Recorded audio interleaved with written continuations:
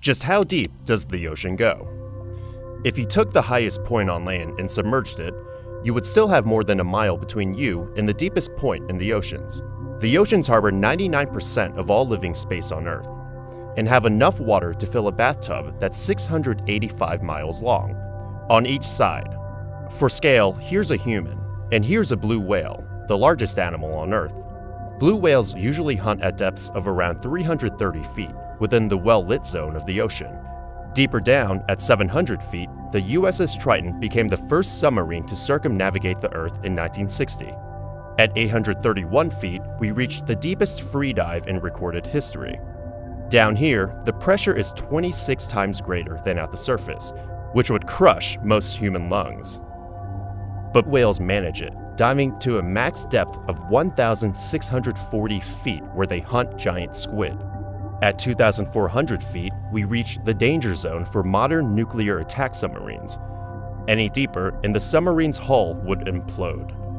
2,722 feet down is where the tip of the world's tallest building, the Burj Khalifa, would reach. A little farther, at 3,280 feet, we're deep enough that sunlight can't reach us. We've now entered the midnight zone.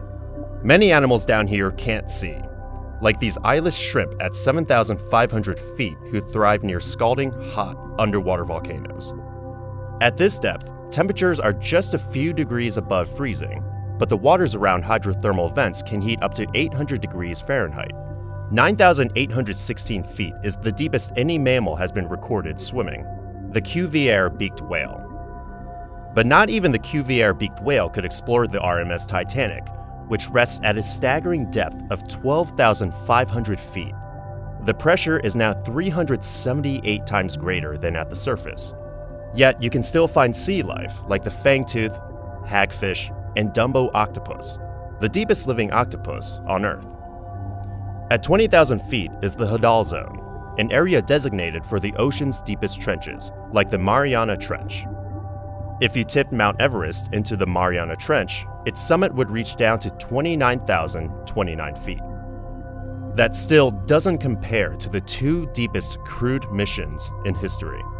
In 2012, director James Cameron descended to 35,756 feet for the Deep Sea Challenger mission.